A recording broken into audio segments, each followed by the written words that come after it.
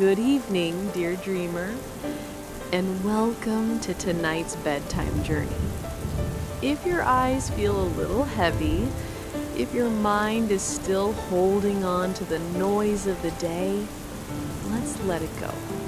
Right here, right now. Just you, me, and a story.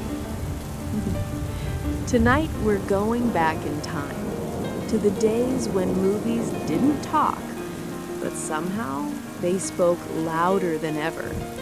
When actors like Harold Lloyd, the man with the round glasses, the boyish grin, and the daring stunts ruled the silver screen.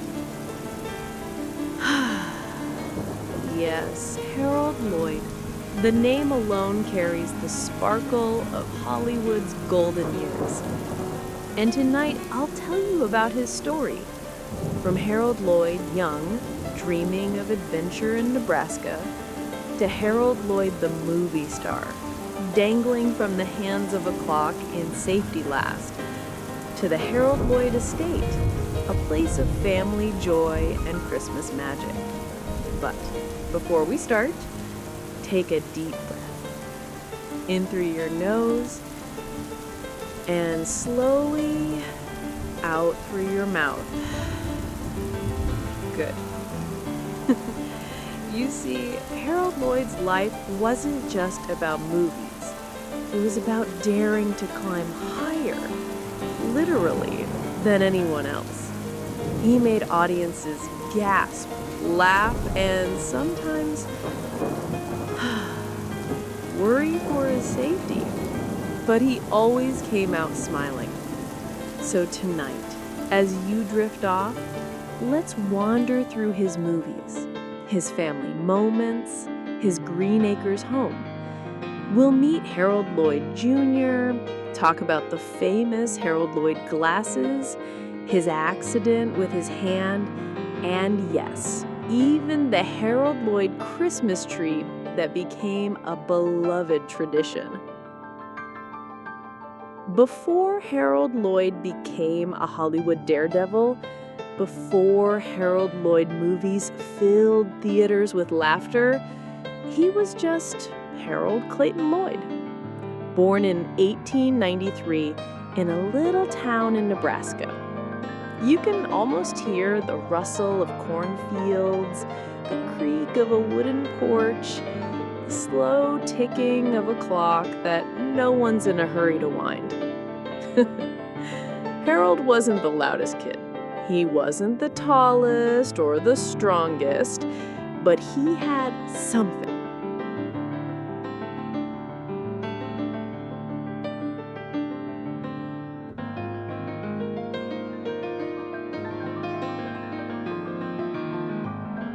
A sparkle in his eye. A sparkle that said, "I'm going places." His parents separated when he was young and life wasn't easy. But little Harold learned something important. When the world gets heavy, laughter can lift you higher. He loved to watch people. Old farmers at the market, children chasing hoops in the street, the way people's faces changed when they told a story. He studied them, like an actor before he knew he was one. By his teens, Harold Lloyd's family had moved to California, and Hollywood was just waking up. The silent film industry was like a carnival setting up in town. Tents going up, lights being strung, music starting to play. And Harold? He wanted a ticket in. He took odd jobs, background roles, sometimes just standing in the back of a scene for a nickel a day. But each moment, he was learning timing, learning expression, learning how to make people care even without a single word. This was Harold Lloyd young, long before the Harold Lloyd estate in Beverly Hills, long before the famous Harold Lloyd glasses. But even then, he was shaping the man he would become. One day, Harold met Hal Roach, a young producer who saw something special in him. The two became collaborators, friends, co-conspirators in comedy. It was with Roach that Harold began creating characters, trying on different styles until he found the one. That one would become the Glasses character, the smart, ambitious go-getter with round spectacles and a fearless grin. And it was here that Harold Lloyd's true story began. It's 1923. The world is noiseless in the movie theater, except for the piano playing softly in the corner. You've settled into a velvet seat, the smell of popcorn and perfume drifting together. The lights dim, the flicker begins. And there he is, Harold Lloyd in one of his greatest movies, Safety Last. It starts small. A young man, Harold's character, comes to the big city, eager to make something of himself. He wants success, he wants love, he wants to prove he's worth more than anyone thinks.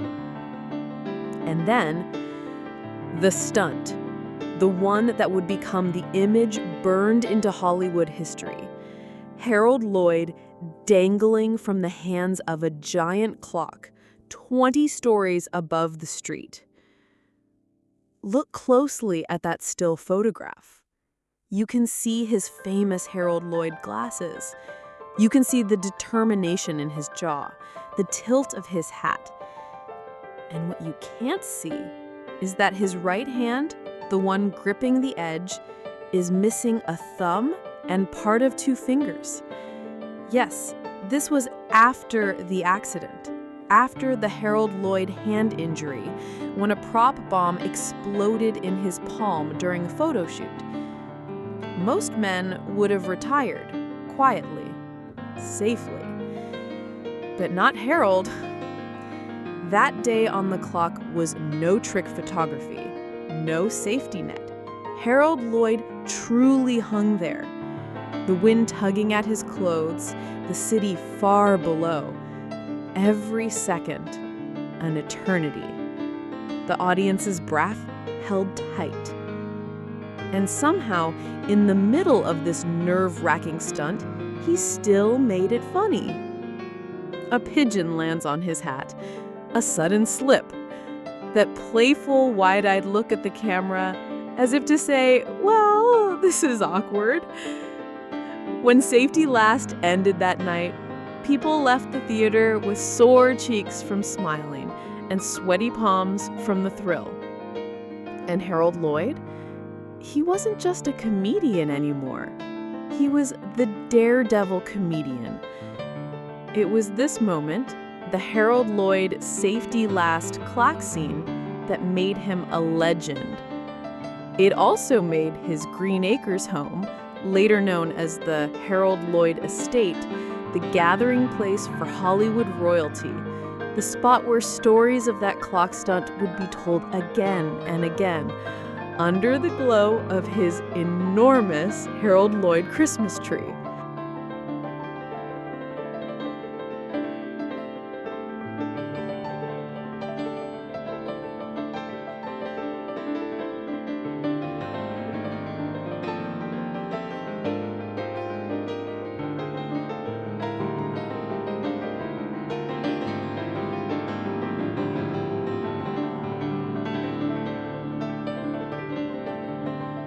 If Charlie Chaplin had his bowler hat and cane, and Buster Keaton had his stone-faced stare, Harold Lloyd had the glasses.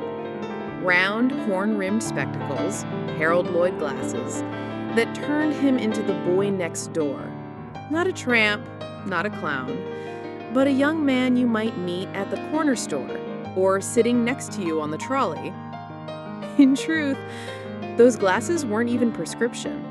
They were costume frames, with the lenses removed, so the studio lights wouldn't reflect and cause trouble for the cameraman.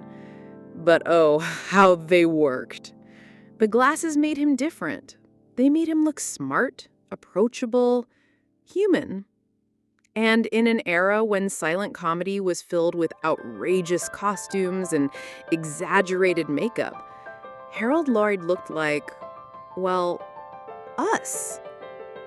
Of course, audiences began to wonder, what does Harold Lloyd look like without glasses? Was he still Harold without them? Magazine articles teased fans with the occasional Harold Lloyd without glasses photograph, and each time it caused a little stir. Without the glasses, he was still handsome, still the same bright smile, but somehow a little less the character we knew. The glasses weren't just a prop. They were Harold Lloyd's key to becoming the glasses character, a creation that carried him through hundreds of roles and countless laughs. At home, on the Harold Lloyd estate, he'd sometimes take them off. There, he was just Harold, a husband, a father, a man who loved his family more than any movie set. At Christmas, with the famous Harold Lloyd Christmas tree glowing in the corner, the glasses might rest on a side table while he laughed with friends, telling stories about movie sets, close calls, and that one time he laughed and hung from a clock in safety last with 3 fingers missing. Yes, behind the glasses was a man of daring, warmth, and endless curiosity. And they were only the beginning of his legend. It was 1919. Harold Lloyd was already making a name for himself in silent comedies. He'd been in dozens of short films, working alongside his friend Hal Roach. On this day, it wasn't a movie scene they were shooting, it was a publicity photo. The prop department handed Harold a small object, a black ball with a fuse sticking out. A fake bomb, so they thought. He posed with it, smiling in those famous Harold Lloyd glasses. Then, in a flash, the world went white.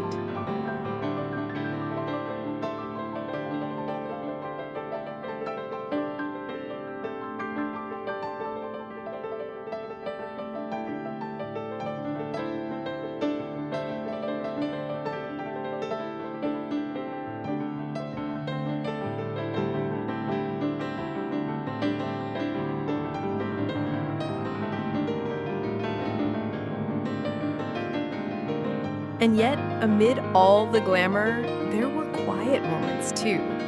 A game of chess with Harold Lloyd Jr., a stroll through the gardens with Mildred, an evening by the fire, Harold without his glasses, reading a bedtime story to his children.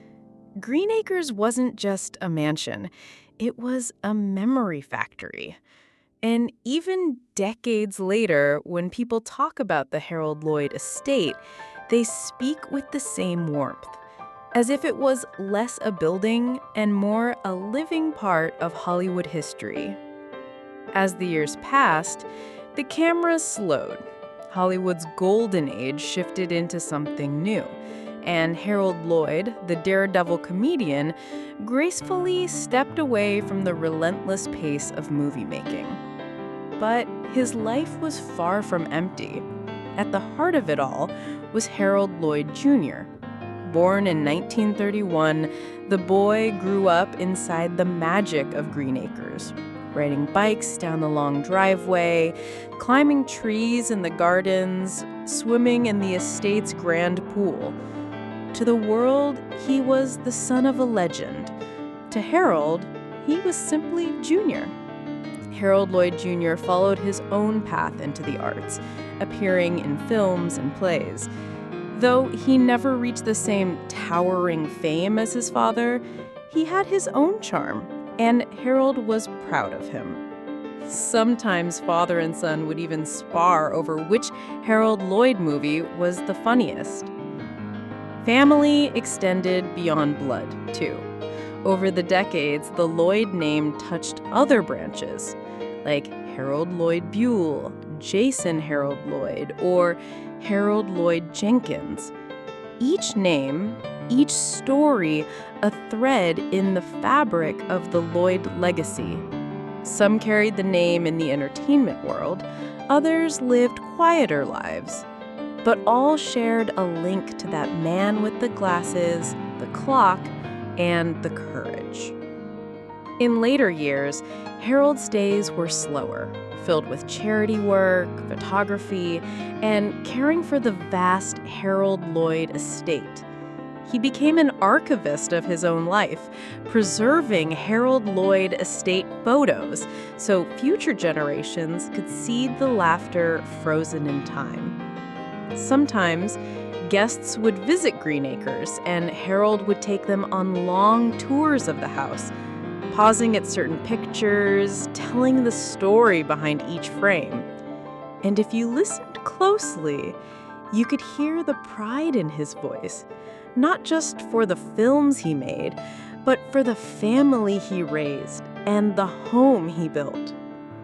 Every great home carries a story, and every story, sooner or later, passes into new hands. The Harold Lloyd estate, Greenacres, was no different. When Harold passed in 1971, the question soon followed, who owns the Harold Lloyd estate now? It wasn't just a house. It was a treasure chest of Hollywood history. Inside its walls were decades of memories, the laughter of Christmas parties, the scent of gardens in spring, the echo of piano keys in the ballroom. And yet, even if the address on the mailbox changed, the idea of the Harold Lloyd estate still belonged to the world. To anyone who smiled at safety last, to anyone who gasped at the Harold Lloyd clock scene, to anyone who has ever worn glasses and thought, maybe I could be a hero too.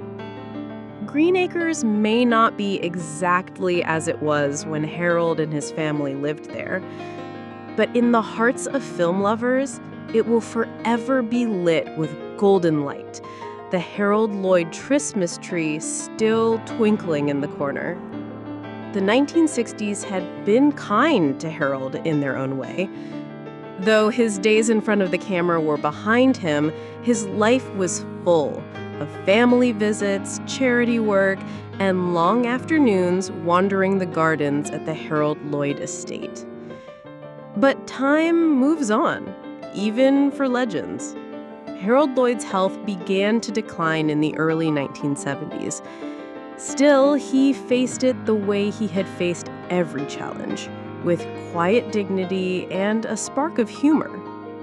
Friends remembered him joking that he'd never hang from another clock, but he still wanted to keep climbing as long as he could.